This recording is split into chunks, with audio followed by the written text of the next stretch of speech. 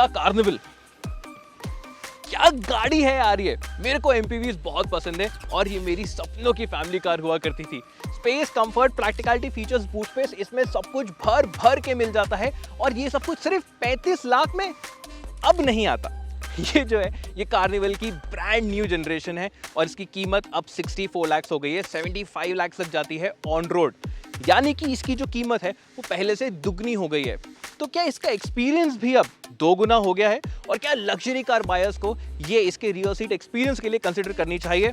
चलिए आज पता लगाते हैं इस रिव्यू में। क्या लगती है यार ये। एक बार आप मेरे को साइड में करो, पूरी गाड़ी देखो। जो रोड प्रेजेंस एसयूवीज का रुतबा हुआ करता था वो उनसे ये कार्निवल थोड़ा छीनने लगी है। वो इसलिए क्योंकि इसका साइज बहुत बड़ा है। ये फुल साइज एसयूवी से बहुत लंबी और बहुत चौड़ी है। हाँ, वहाँ पे हाइट उनके सामने इसकी थोड़ी कम पड़ जाती है, लेकिन उसको कंपनसेट करने के लिए इसमें एटीट्यूड दिया गया है। ये किया की गाड़ियों का फैमिली लुक है जो कि उनकी एसयूवीज को भी मिलता है, लेकिन मेरे हिसाब से कोई भी एसयूवी उसको इतने अच्छे से पुल ऑफ नहीं कर पाती है। बड़ा एग्रेसिव ग्रिल है, एग्रेसिव बम्पर है और फिर आते हैं ये लाइटिंग एलिमेंट्स जो कि काफ़ी शानदार हैं। ऊपर आपको एलईडी डीआरएल्स मिल जाते हैं, क्वाड हेडलैम्प यूनिट्स हैं जिसमें से जो ऊपर के 2 हैं वो लो बीम है, नीचे के 2 हैं वो हाई बीम है। आपको क्वाड फॉग लैम्प्स भी मिल जाते हैं और ये जो एलईडी डीआरएल्स है ना, यही इंडिकेटर्स भी बन जाते हैं। लेकिन ये अगर डायनामिक होते ना तो थोड़ा अच्छा लगता। कार्निवल बहुत लंबी गाड़ी है। कितनी लंबी? ये ऑलमोस्ट 17 फीट लंबी है और हाइट कम होने के बावजूद भी इसका कोई हक नहीं बनता कि ये इतनी खूबसूरत लगे। पुरानी कार्निवल की तरह यहाँ पे डिजाइन राउंडेड नहीं है, काफी स्ट्रेट और शार्प है। स्ट्रॉन्ग यहाँ पे शोल्डर लाइन दी गई है, एग्रेसिव व्हील आर्चेस भी मिल जाते हैं और ऊपर रूफ रेल्स भी दिए गए हैं। और वो जो पीछे सिल्वर पोर्शन मिलता है वो काफी स्टैंड आउट करता है। और ऑफ कोर्स फिर आते हैं ये अलॉय व्हील्स जो कि 15 इंच के हैं। मान गए ना, क्योंकि ये गाड़ी ही इतनी बड़ी है कि जो 18 इंच के एक्चुअली अलॉय व्हील्स हैं ये भी इस पे इतने छोटे लगते हैं। पीछे से कार्निवल की एक्चुअल विड्थ समझ में आने लगती है क्योंकि डिजाइन बहुत ही क्लीन रखा गया है। इतना क्लीन इनफैक्ट कि यहाँ पे आपको इसका टेल पाइप भी नहीं दिखने वाला। जो ये एलईडी एलिमेंट्स हैं ये फ्रंट को काफ़ी अच्छे से मिमिक करते हैं और ऑलमोस्ट कनेक्टेड भी हैं। और इस गाड़ी की जो रोड प्रेजेंस है वो किसी भी बड़ी एसयूवी को आराम से टक्कर दे सकती है। और हो सकता है कि एमपीवीज का जो शेप है वो शायद आपको पसंद ज़्यादा नहीं आता हो, लेकिन उस केस में भी ये एक एक्सेप्शन साबित हो सकती है।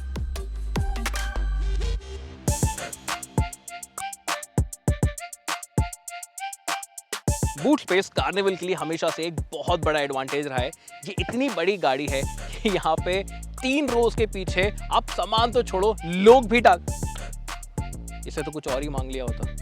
बट एनीवेज, जैसा आप देख सकते हैं यहाँ पे इतनी जगह मिल जाती है कि यहाँ पे 2 हट्टे कट्टे लोगों को भी रख सकते हैं। और फिर अगर आपने 3rd रो को फोल्ड कर दिया तो यहाँ पे आराम से आप एक बिस्तर ही लगा सकते हैं।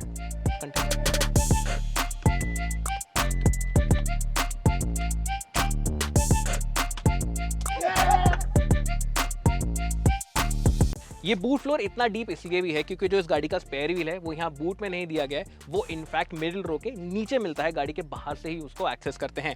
अब इसका एडवांटेज ये भी है कि जब आप इन रियर सीट्स को फोल्ड करते हैं, जो कि बहुत ही आसान है करना, एक हाथ से हो जाता है, वो इस कैविटी के अंदर बैठ जाती हैं और आपको भर के स्पेस मिल जाती है।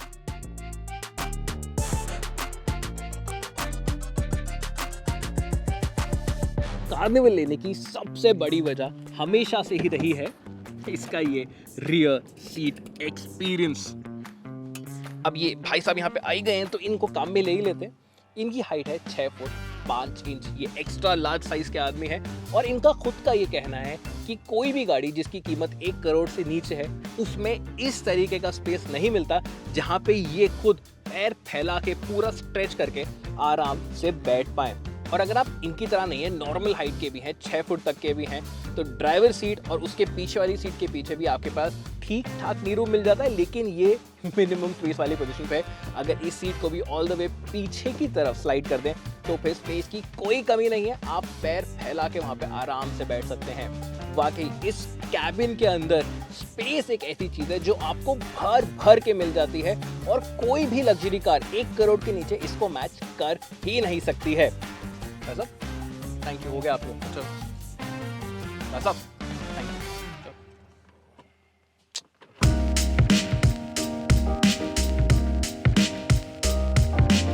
अगर आपकी उम्र थोड़ी ज़्यादा है तो कार्निवल के अंदर आके बैठना थोड़ा सा मुश्किल हो सकता है क्योंकि इसकी हाइट बहुत ज़्यादा है फ्लोर की। अच्छी बात यह है कि एज एन एक्सेसरी आप ये साइड स्टेप लगवा सकते हैं जिसकी मदद से और इस ग्रैब हैंडल की मदद से अंदर आना थोड़ा आसान बन जाता है, बट आपको फिर भी झुक के ही अंदर आना पड़ता है।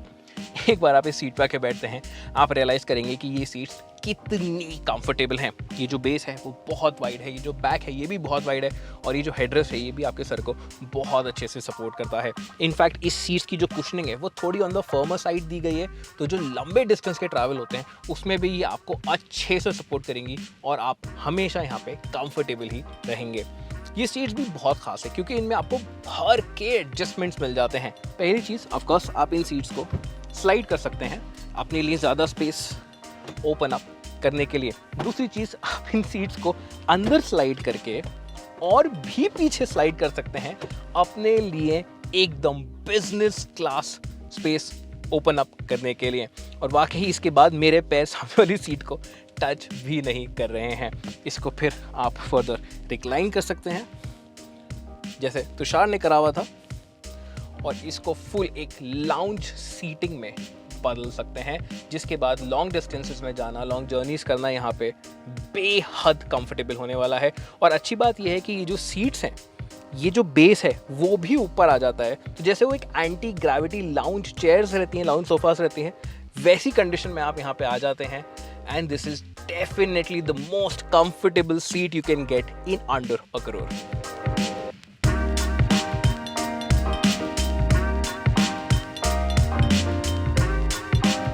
और बात सिर्फ यहीं पे ख़त्म नहीं होती है क्योंकि इस सीट पे फीचर्स भी भर के दिए गए हैं।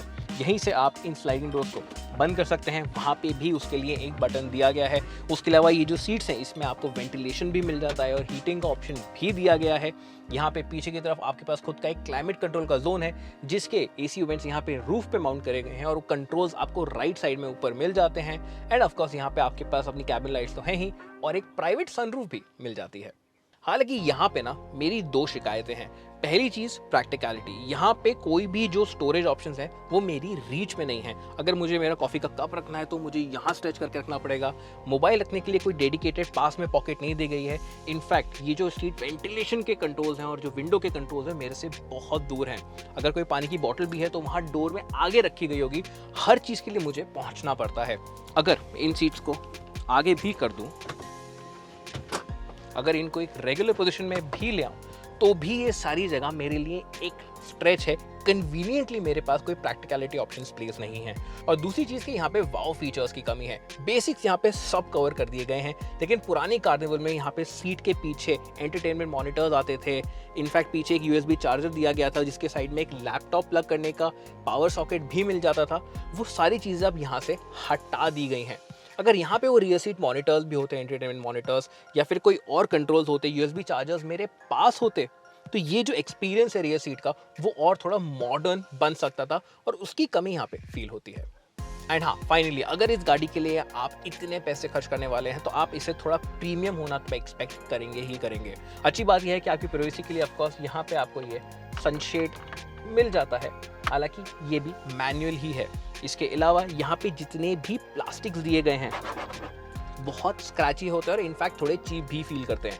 हाँ ऑफकोर्स यहाँ पे ऊपर आपको सॉफ्ट टच मिल जाता है और सीट की जो लेदराइट की क्वालिटी है वो भी काफ़ी अच्छी है, लेकिन आगे वाले डोर पैड पे भी लेदराइट दिया गया है। इनफैक्ट उसको पीछे देना चाहिए था बिकॉज ये वो सीट है जहाँ पे आप सबसे ज़्यादा टाइम बिताने वाले हैं।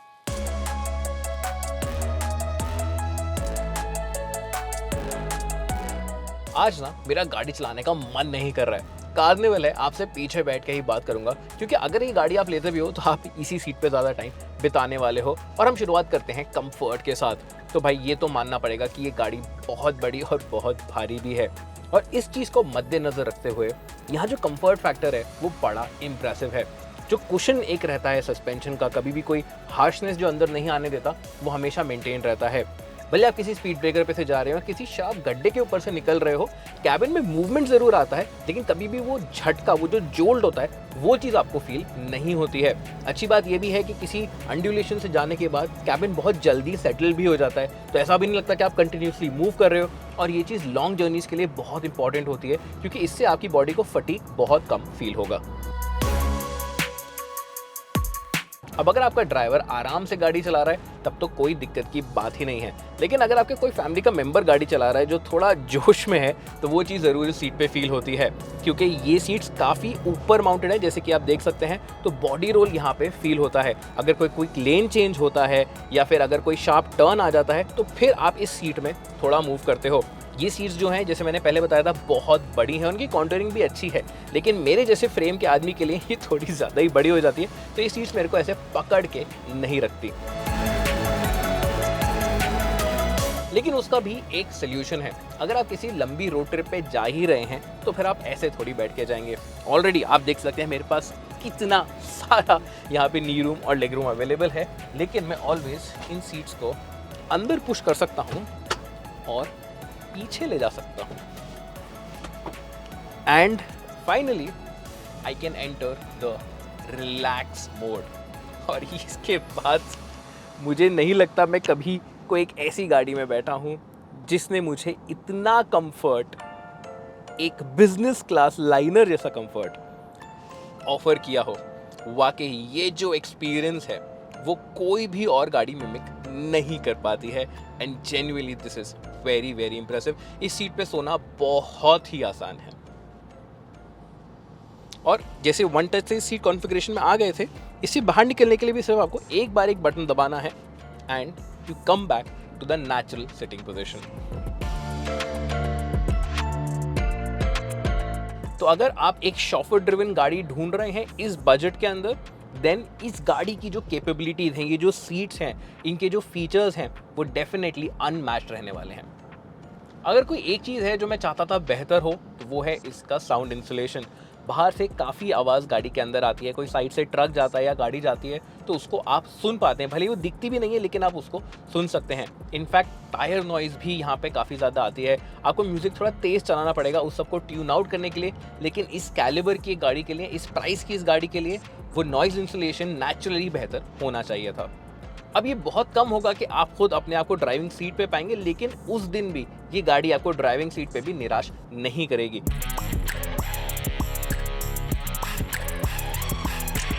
इसके अंदर अब भी एक 2.2 लीटर का डीजल इंजन आता है जिसको चलाना बड़ा आसान है। इंजन रिफाइंड है, हाँ वो आवाज़ तो थोड़ी ज़्यादा करता है लेकिन कोई भी वाइब्रेशन आके आपको परेशान ज़्यादा नहीं करती है। जब आप गाड़ी को थोड़ा तेज़ भी चला रहे होते हैं तो वो थोड़ा ऑडिबल बन जाता है, कैबिन के पूरे अंदर वो इंजन की आवाज़ आने लग जाती है, जो थोड़ा बेहतर होना चाहिए था। लेकिन इतनी बड़ी गाड़ी को भी इंजन अच्छे से पुल कर पाता है, क्विक ओवरटेक्स करने में आपको एफर्ट नहीं लगता है। और अगर आप आराम से क्रूज़ ही कर रहे हैं तो 120-130 पे भी आप वो गाड़ी को सेटल आराम से कर सकते हैं।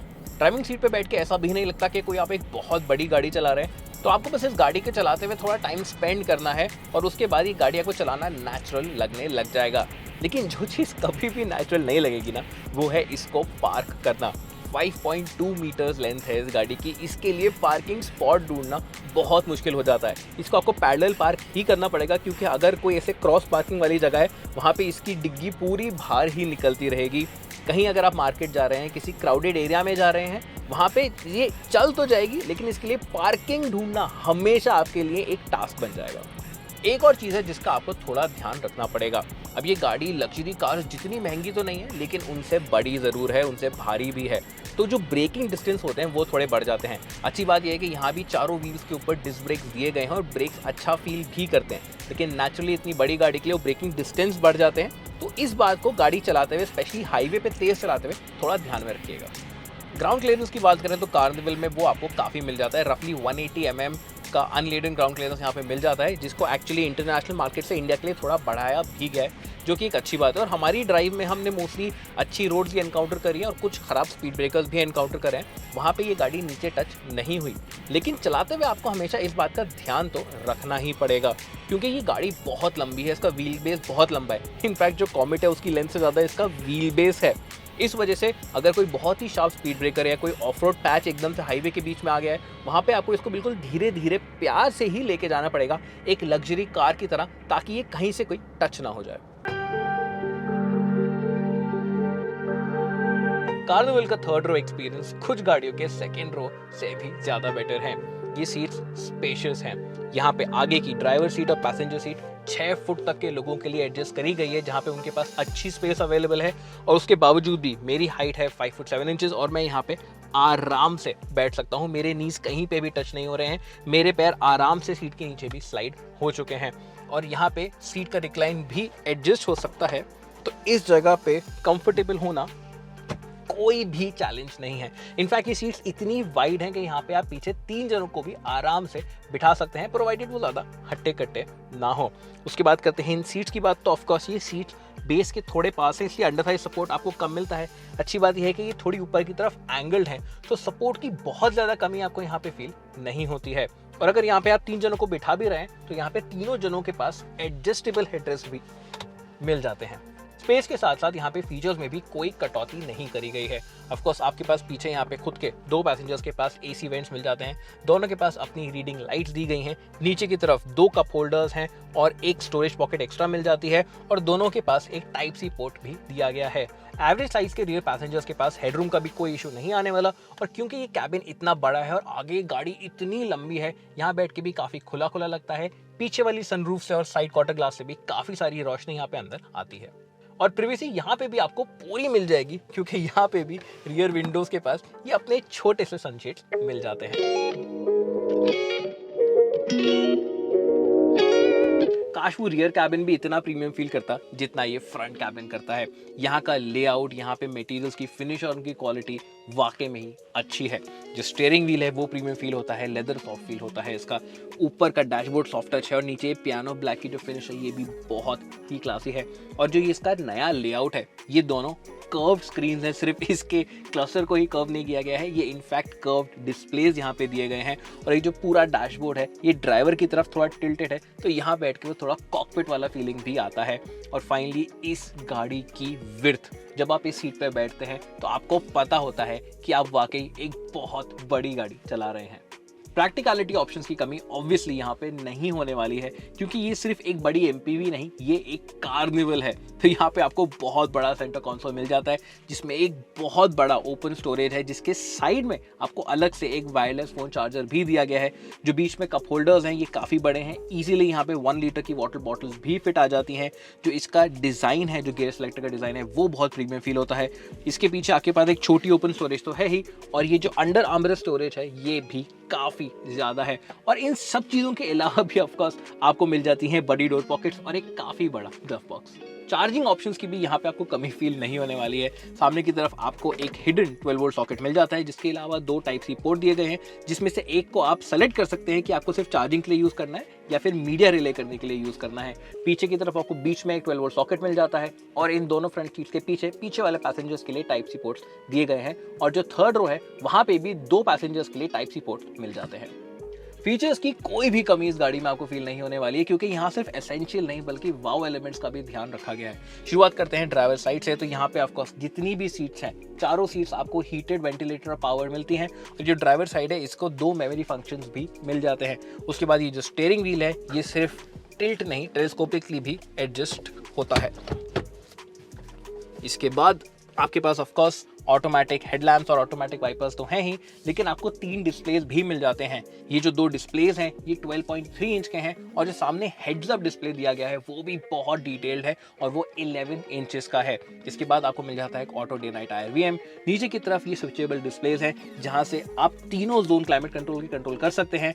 फ्रंट 2 जगह पे जो पैसेंजर्स हैं वो अलग टेम्परेचर सेट कर सकते हैं, रियर वाले अपने लिए अलग टेम्परेचर सेट कर सकते हैं। सारी चीज़ें यहाँ से कंट्रोल हो जाती हैं, और इनको स्विच करके यहाँ पे मीडिया के कंट्रोल आ जाते हैं, जिससे आप अपना जो इंफोटेनमेंट यूनिट है उसको भी कंट्रोल कर सकते हैं।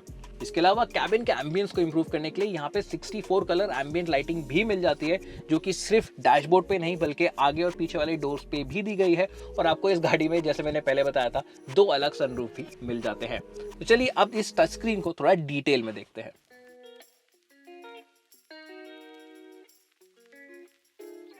ये जो 12.3 इंच का टच स्क्रीन है ये किया का नया इंटरफेस रन कर रहा है, एक नया सॉफ्टवेयर रन कर रहा है, और ये पहले से बहुत स्मूथ फील होता है। इनफैक्ट अब यहाँ पे वो छोटे आइकॉन्स नहीं, एक पूरी स्लाइड्स मिल जाती हैं, जिससे इसको यूज़ करना भी आसान हो जाता है।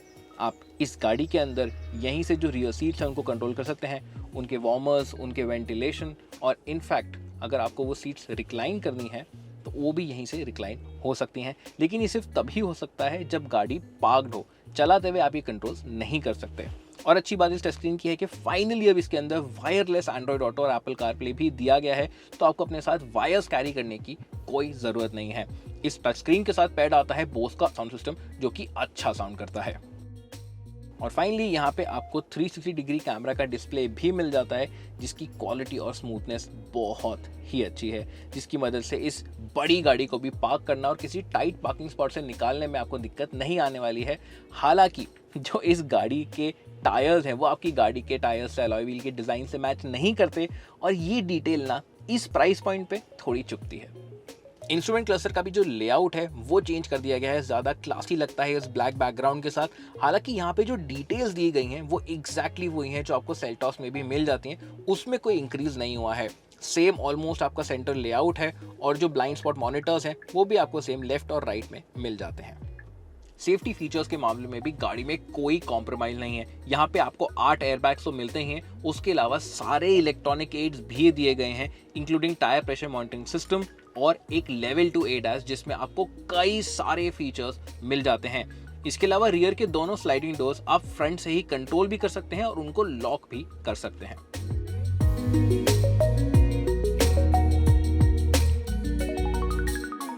किया कार्निवल आपको बेहद इम्प्रेस करेगी। इसके लुक्स और साइज इतने डोमिनेंट हैं कि बड़ी लग्जरी कार्स के साइड में भी ये अपना प्रेजेंस कमांड करती है। 7 लोग और उनका सामान इसमें आसानी से जा सकता है, और इसके डैशबोर्ड का लेआउट और फीचर्स का एग्जीक्यूशन भी बड़ा प्रीमियम है।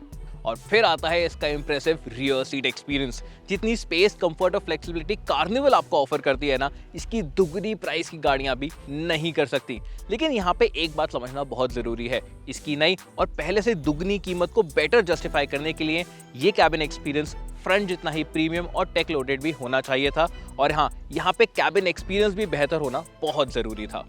और फाइनली पहले कार्निवल रेगुलर कार बायर्स जैसे कि इनोवा या फॉर्च्यूनर यूजर्स या फिर मेरे जैसे नादान लोगों की कंसिडरेशन लिस्ट में रहती थी उनकी नई और सबसे प्रीमियम गाड़ी बनने के लिए। वो सपना अब टूट गया है। अपनी नई कीमत के साथ कार्निवल अब सिर्फ लग्जरी कार बायर्स को ही अपील कर रही है, जहां पे ये गाड़ी उनकी लग्जरी कार के अलावा एक ऐड ऑन रहेगी उनको या उनके परिवार वालों को कहीं बाहर लेके जाने के लिए। उन लोगों के लिए जिनको इसकी कीमत से कोई फर्क नहीं पड़ता, फर्क पड़ता है तो इसके आराम से। और ये काम कार्निवल बहुत अच्छे से कर पाती है। और एक मिनट, एक बात बताना तो मैं आपको भूल ही गया, अगर अब तक आपने इस कार्निवल को बुक नहीं किया है तो 2024 तो छोड़िए, 2025 में भी आपको इसकी डिलीवरी नहीं मिल सकती, क्योंकि ये कंप्लीटली सोल्ड आउट है।